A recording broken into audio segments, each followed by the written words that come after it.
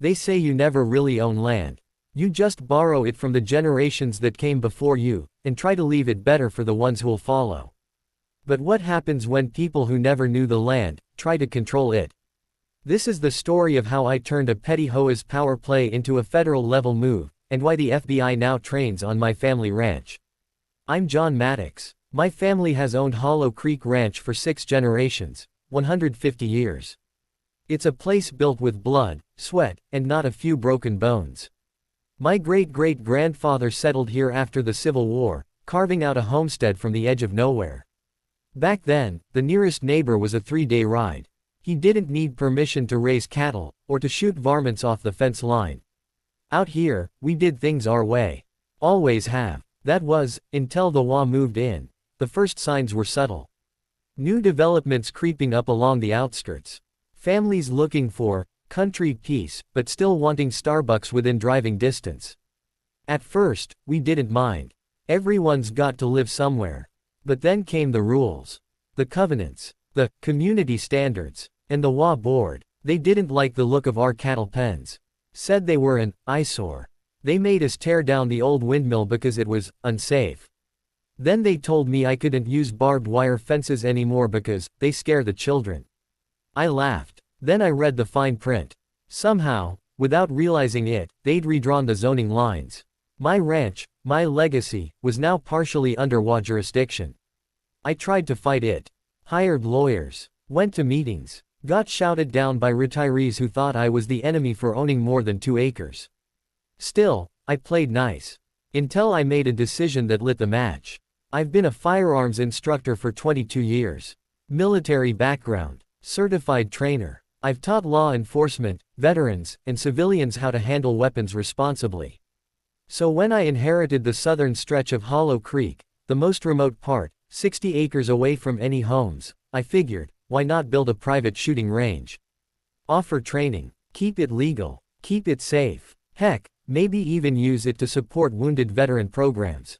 I filed the permits. Everything was approved. County sheriff signed off. Environmental impact clear. Safety zones mapped. It was legal. It was private. It was mine. But the HOA didn't see it that way.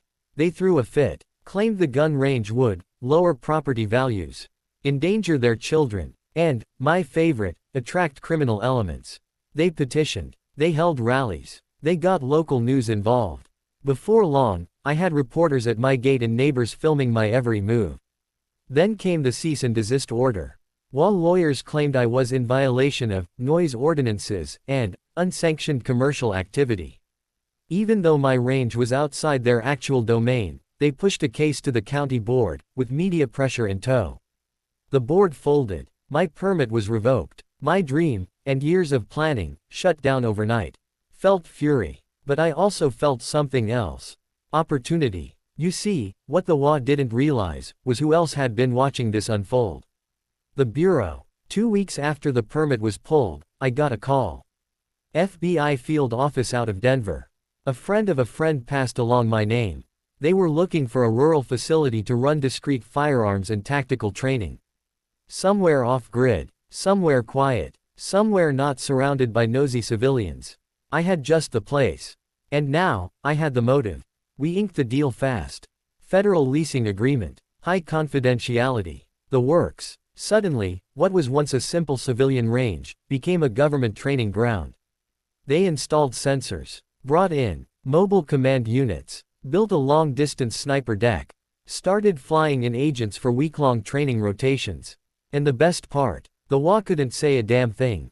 Because they couldn't legally interfere with federal operations. They had banned a civilian gun range. But now had a black suburban caravan parked near their picket fences. I saw the looks. Heard the grumbling. At night, I'd get anonymous letters shoved in my mailbox. Why are there federal agents here? What are you hiding? You've ruined our neighborhood. Ruined it. No, I protected it. Because what the HOA didn't understand is this. You don't pick fights with people who know how to fight smarter. Now, every morning, the sound of suppressed gunfire echoes across Hollow Creek. The fields my grandfather once rode now test the best agents in the nation. The barn where we stored feed is now an armory and drone control center. And the HOA, they're quiet now. Dead quiet. Because they learned something the hard way. You can't strong-arm a man who already gave his life to the land. And when you try to cancel him, he might just go federal on you. They shut me down with a cease and desist. Thought they'd won. But out here, the game isn't won by swinging hardest. It's won by knowing the rules better than your enemy, and turning those rules into a weapon. When the FBI signed that lease, the range became untouchable. But for me, that wasn't enough. No, I didn't just want to survive the HOA's crusade. I wanted to beat them at their own game. You see, I started digging deep into their bylaws, zoning filings, meeting minutes from years ago. And what I found was pure gold. First, let's talk land. My family ranch is 320 acres. But the HOA only covers a slice, maybe 40 acres near the edge.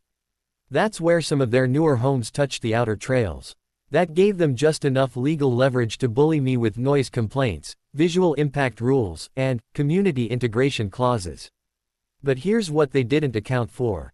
The ranch was originally zoned agricultural commercial, with a grandfather clause that protected training, hunting, and land use education. That clause predated the HOA by 50 years. Which means, they never had the authority to override that use. Not legally. I found the original land use documents, signed in 1894. They gave the landholder rights to operate any and all training or cultivation necessary for agricultural or security needs. Bingo. But that wasn't all. The HOA's own membership document, the one they forced everyone to sign, had a fatal flaw. Buried in the boilerplate was a provision that said, greater than, the HOA shall not interfere in any activity deemed educational, historical, or law enforcement related, provided it is conducted under the authority of state or federal guidelines. Whoops. Guess what the FBI training site falls under? Law enforcement education. And guess who wrote that clause? The HOA president, 5 years ago, to justify hosting a Civil War reenactment club in his backyard. You can't make this stuff up. I walked into the county office with a stack of documents, a smile on my face, and one goal in mind. To get a declaratory judgment recognizing my range is protected under historical, educational, and federal training exceptions. They granted it. Not only that, they updated the zoning map. Hollow Creek Ranch was now listed as a federal training partner site with historical land use rights. The HOA, they were officially out of jurisdiction. Now imagine their faces. 1 minute, they were banning my range. The next, I was on the county register, protected under 2 sets of law, and hosting FBI sniper drills at dawn. The president tried to push back. Sent a cease and desist to the bureau. The FBI responded with a letter that said, and I quote, greater than, any attempt to interfere with a federal training operation will be viewed as obstruction. That shut them up real fast. At this point, it was personal. I'd won legally. I'd won logistically. But now, it was time to win, socially. So I did what any red-blooded American would do. I threw a barbecue. Invited everyone who wasn't on the HOA board. Deputies, park rangers, firefighters, farmers, a couple war vets, and of course, the FBI crew. We broke bread, told stories, showed people the training areas. They got to see that this wasn't some militia camp. It was professional, respectful, responsible. Meanwhile, across the fence, HOA members stood on their porches, watching like hawks. One lady called the sheriff claiming we were hosting a paramilitary gang. The sheriff, he was at the barbecue. Word spread fast. The story went viral in the region. Veteran rancher rents land to FBI after HOA blocks gun range. HOA power move backfires spectacularly. Rural justice served with a side of brisket. The HOA had tried to paint me as dangerous. But now, the public saw them for what they were. Petty tyrants with too much time on their hands. And me, I was the guy who turned bureaucratic sabotage into a federal contract. The agents loved the land. They added drone surveillance zones, canine tracking courses, and even a mock hostage rescue house in one of the old barns. Every improvement, paid for under the lease. Every month, I get a check, bigger than what I ever would have made from civilian training. And every time they try to complain, they say if you're going to pick a fight, make sure you know who you're fighting. But the HOA didn't listen. They thought they could outmaneuver me in court. But what they didn't count on was the full weight of the United States government, landing like a sledgehammer. The Whispering Pines Homeowners Association filed a lawsuit today against the federal government, seeking to shut down an FBI training site located on a historic ranch just outside of town. Yep, you heard that right. They sued the FBI. Because I followed the law. Because I beat them fair and square. Because their pride couldn't handle the fact that I outplayed them. The lawsuit was a Hail Mary. They claimed the FBI's presence was an abuse of federal authority. Created a public nuisance. And, the best one, was psychologically damaging to residents. They argued the agents were too militaristic, the sounds traumatizing, and the drones invasive. They demanded the FBI vacate the property. Within 48 hours, the Department of Justice sent in a legal team. And when they showed up in court, they weren't just ready, they were grinning. It started like every courtroom drama you've seen. Opening arguments, citations, the law attorney trying to sound smarter than he was. But the DOJ wasn't playing defense. They came loaded. They entered documents, testimonies, and legal precedents so fast the judge had to pause the hearing. They presented the signed federal lease, the local zoning confirmations, and, this was the best part. They called the HOA president as a witness. He tried to act calm. Tried to say he only wanted to protect the community. But then came the questions. DOJ attorney. Is it true, Mr. Wallace, that you referred to Mr. Maddox as a militia nut job in an email chain? President. I don't recall. DOJ attorney. Let me refresh your memory. Exhibit 14B. They tore him apart. Line by line. Email by email. Text by text. Turns out, this wasn't about safety. It was about ego, control, and personal vendettas. The judge didn't even need a full day to decide. Judge, this court finds no merit in the plaintiff's arguments. The lease is valid, the zoning is lawful, and the HOA has no standing to interfere with federal operations. Case dismissed with prejudice. Then came the kicker. The DOJ requested sanctions. The HOA's case was so baseless, so time-wasting, that the court ordered them to pay all legal fees. That's right. They didn't just lose. They had to foot the bill for the FBI's lawyers. You could feel the power shift overnight. The HOA board, shattered. Members started resigning. The president, gone, moved out quietly 2 months later. They tried to keep it quiet. But you can't hide that kind of defeat. And me, I didn't gloat. I didn't need to. The land spoke for itself. Every weekend, agents train where my grandfather once plowed fields. Every month, that lease pays me better than any civilian range ever would. And every day, I get calls from other agencies, military units, and tactical schools wanting in. What the HOA tried to bury became a national-level asset. And it's not just about the money. It's about respect, legacy, revenge, served with a government seal. They sued the federal government. They lost. They paid the price. And they'll never forget the name of the rancher who made them. They tried to silence the land. But it spoke louder than ever. And soon, the whole nation listened. After the court case, the ranch gained more than peace. It gained reputation. The story of a rancher outwitting an HOA, and leasing his private land to the FBI, hit national media. I did one interview. One. After that, I stopped answering calls. Because I didn't need to speak anymore. The land was doing all the talking. Rolled up newspaper, veteran turns HOA defeat into FBI training win. Rolled up newspaper, historic ranch now hosting elite federal exercises. Rolled up newspaper, from gun range ban to government gold mine. The story had everything: conflict, federal intrigue, American grit, and good old-fashioned revenge. And soon, it wasn't just the FBI knocking on my door. The next call came from the U.S. Marshals Service. They'd read the articles, watched the drone footage, heard the acoustics were ideal for long-range marksman training. They asked to schedule a 2-week rotation. I said, let me clear the calendar. And from that moment on, the floodgates opened. First, the DIA wanted to use the barn for simulated narcotics raids. Then the ATF requested night training areas for breaching drills. Even the Secret Service reached out. Said they were scouting alternative rural locations for discreet convoy training. Before I knew it, my family ranch had become one of the most in-demand, off-grid tactical training zones in the country. And it all started with a ban. We converted the South Pasture into a full-scale mock village. 12 modular buildings. breachable doors, rooftop access, simulated hostage setups, night vision-ready zones. The old hay barn, now a command and observation post with solar-powered surveillance. Inside, monitors, drones, tactile feedback systems. The cattle pond, turned into a water survival training pit. And the back ridge, long-range sniper course, 1,200 meters across, one of the longest in the region. All of it, paid for by federal contracts and agency partnerships.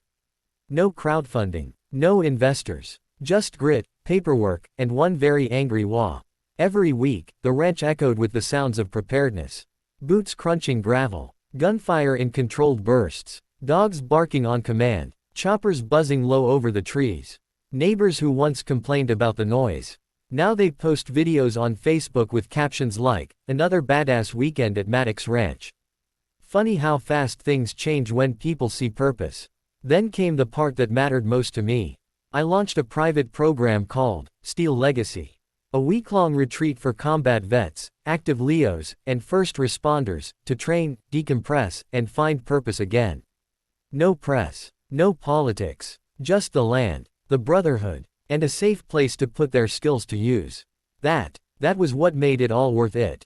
Not the money, not the media, but the moment one Marine looked me in the eye and said, "I haven't felt this alive in years. This land gave me everything. And now, it's giving back. To those who protect it. And to those who almost forgot what it feels like to be respected." They tried to take that away. They tried to bury my vision under red tape and entitlement. But all they did was set the stage. They made me fight harder. Made me smarter. Made me turn to allies no one would dare challenge. They banned my dream, so I handed it to warriors. And watched it grow into something bigger than any neighborhood ever could contain. 150 years ago, my great-great-grandfather built a life out of dust and discipline. Today, that same ground trains the best this country has to offer. We kept the legacy. We modernized the mission. And we did it all without asking for permission. Power built on fear never lasts. And when those who hold it forget who they serve, they rot from the inside out. This is how the Whispering Pines HOA, the same group that tried to destroy my livelihood, tore itself apart. It started small. A couple homeowners quietly questioned the board after the lawsuit failed. Why did we sue the FBI? Why are our HOA dues being used to pay court fees? Why is our name all over conservative blogs, Reddit, and late-night television? But those questions weren't welcome. And when the president vanished after the court loss, a vacuum opened. Power struggles began. Soon, the community turned on itself. People posted security footage of agents driving past, then spun conspiracies. One woman claimed I was running a black site. Another said we were militarizing the countryside. But others, the quieter majority, started waking up. They saw the truth. Property values were rising, not falling. Crime in the area had dropped by 28% since training rotations began. Emergency response times had improved, because I'd allowed the local fire department to use my back lot as a station drill zone. So, if anything, Whispering Pines was safer than ever. But that didn't sit well with the board. I wasn't even trying to win anymore. I had moved on, focused on training schedules, land upgrades, and veteran outreach. But the HOA couldn't. They obsessed over me, held secret votes, tried to rewrite the charter. Some even considered increasing dues, just to recover their lawsuit losses. That's when the rebellion began. Neighbor, I didn't move here to be dragged into petty lawsuits. I moved here for peace and quiet. You brought the chaos, not him. People clapped. Others nodded. A recall vote was proposed. 3 board members, including the VP, resigned on the spot. 2 more would step down by the end of the month. Whispering Pines was bleeding out. A group of homeowners launched a formal grievance with the county. Accused the HOA board of misusing funds, mishandling contracts, and creating adversarial relationships with law enforcement. Investigations were opened, books audited, and what they found wasn't pretty. Misused legal retainer funds. Speech balloon unauthorized media spending to control the narrative. Speech balloon internal memos showing they knew they'd likely lose the lawsuit but proceeded anyway, to maintain authority. Speech balloon personal vendettas outlined in private messages, including one board member calling me a cowboy with too much land and not enough obedience. That line went viral. And just like that, the whole illusion crumbled. The Whispering Pines HOA had sold itself as a protector of peace, order, and value. But in the end, it was just another bloated institution, drunk on control, that forgot who really owned the land. They said my gun range would destroy the neighborhood. But what really broke them was their obsession with control. They lost trust. They lost members. They lost legitimacy. By the end of the year, the HOA was reduced to a shell of its former self, barely functioning, unable to even enforce grass height violations. And now, homeowners run their own maintenance. People talk again across fences. And nobody tries to tell me what I can or can't do on my land. The funny thing, Whispering Pines actually became the community they always claimed they wanted. After they lost their power. They just didn't realize that peace doesn't come from control. It comes from understanding, from respect, from knowing when to stand down, and when to fight back with purpose. I never wanted a war. I wanted a future. And now, because they tried to erase my past, I've carved a future stronger than ever. This land doesn't answer to fear. It answers to legacy. And mine just began a new chapter. Every man has a price. At least, that's what they say. But some things aren't measured in zeros. Some things can't be bought. And when the offers came in, I had to ask myself, was I a man with a number, or a man with a legacy? It started with a letter. Plain, polite, wrapped in shiny branding. Dear Mr. Maddox, it began. We are extremely interested in acquiring your land for future investment. We are prepared to make an offer significantly above market value. They offered $5.8 million. Cash. No contingencies. Said they wanted to build a luxury eco-community. Green homes. Solar panels. Bike trails. Farmers markets. Artificial ponds. They called it a sustainable utopia in the heart of the American West. They had no clue what they were stepping on. This wasn't just acreage. It was my great-great-grandfather's first post-Civil War cattle route. It was where my father taught me to shoot. Where I buried my first dog. Where my daughter rode her first horse. Every inch of dirt held stories no blueprint could ever map. But the offers didn't stop. The next one came from a luxury hunting resort. Then an outdoor gear company wanted to turn it into a branded experience center. One firm even proposed an executive retreat bunker community for CEOs who wanted apocalypse insurance. The numbers got bigger. $6.4 million. $7.1 million. One company flew in reps to meet me in person, offered $10 million and 2% equity if I signed over a 30-year lease. And I'll admit it, I thought about it. Who wouldn't? I thought about what that money could do. For my family, my daughter's future, my retirement, the charities I support, the veterans I mentor. I thought about how tired I'd been. How many fights I'd endured just to keep what was already mine. But then I looked out, and saw them. That land wasn't just dirt and grass. It had become purpose. It gave people strength. It gave warriors healing. It gave a nation's protectors a place to sharpen their edge. And no dollar could replicate that. So I made my choice. I walked into my lawyer's office, dropped every offer on his desk, and said, "Reject them all. We're not selling. Not now. Not ever." His eyes widened. "John, that's generational wealth." I looked him in the eye. "This is generational wealth. I'm just not cashing it in." Instead of selling, I invested. We built a mental health wing for trauma recovery. Added an outdoor leadership school for rural youth. Brought in former Special Forces instructors to teach practical life defense to single moms and young adults. And with every brick laid, every life touched, I was reminded why I said no. Host, you ever regret not taking the $10 million? John, smiling. No. That would have been trading legacy for luxury. And that's a poor deal every time. This land doesn't belong to just me. It belongs to the people who train here, who heal here, who remember what America was supposed to feel like, before the noise, the lawsuits, the WA politics. This ranch is proof that something pure can survive, if you've got the grit to hold the line. I was offered millions to walk away. But I stayed, because this isn't just a place. It's a stand. And some stands, you don't sell, you defend them. It started with a gun range. Then came the lawsuit. Then the FBI. Then the rebirth. But now, it's something bigger. Now, This isn't just a ranch. It's a blueprint for how we rebuild trust, safety, and purpose, 1 acre at a time. I didn't plan for this. But once the smoke cleared and the land stood free, once the federal crews kept coming back week after week, I realized something. There was a need, a growing one. Our country's protectors, federal, local, and private, were losing their access to quality training space. City departments couldn't afford the land.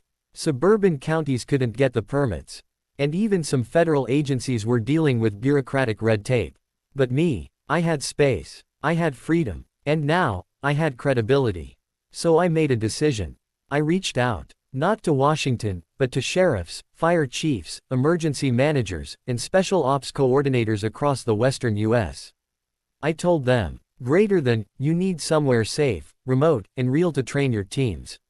I've got the land. You bring the curriculum. Let's build something permanent. And they came. We started with multi-agency weekends. Fire plus law enforcement plus EMS working together, learning how to respond to mass casualty events, hostage crises, wildfires, and cross-border threats. Then we expanded. Border Patrol requested night simulations. Cybercrime task forces came in to run disaster recovery drills. Private security contractors sent personnel for readiness training. And slowly, what was once just John's Ranch became the Western Tactical Nexus. But I wasn't done. I helped other landowners replicate the model. Farmers, veterans, ranchers like me. I gave them my playbook. Helped them navigate zoning. Connected them with legal teams, government agencies, and training coordinators. Within 18 months, we had 7 affiliated sites across 4 states. Each one locally owned, federally linked, and purpose-built to serve those who serve. The Department of Homeland Security took notice. Not long after, I got invited to present our network model to a room full of decision-makers in D.C. I wore boots, not a suit. Brought dirt under my fingernails and truth in my voice. And I told them what no policy paper could. Greater than, you've got millions of acres sitting unused across rural America. Instead of letting them rot, partner with the people who already know how to protect what's theirs. Decentralize your training, respect the land, trust the legacy. They clapped. But more importantly, they funded it. Now, we're building a self-sustaining security training ecosystem across the American West. Not government-run, civilian-led, government-partnered. Each site has its own specialty. Colorado, high-altitude tactical acclimation. Arizona, desert survival and border response. Idaho, forest tracking and rural hostage rescue. My ranch, central command, and foundational training for all first-timers. We even created a digital tracking system to record training hours, qualifications, and cross-agency certifications.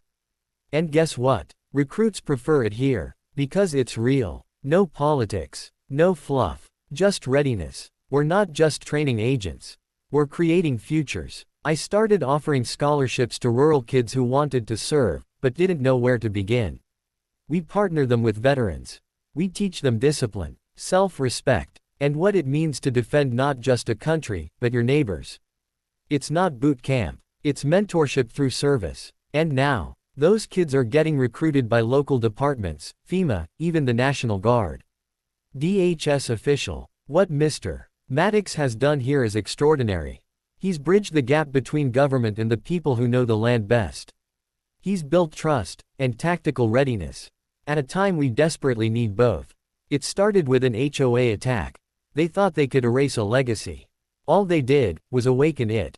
And now, that legacy is growing, acre by acre, recruit by recruit, state by state. I used to think my story ended with a gun range. But I see now, it's just beginning. This land raised warriors. Now it shapes protectors. And long after I'm gone, this legacy will keep standing. Rooted in soil, forged in fire, built in the image of what this country used to be. They came in shadows, thought they could intimidate, sabotage, end the mission before it reached the nation.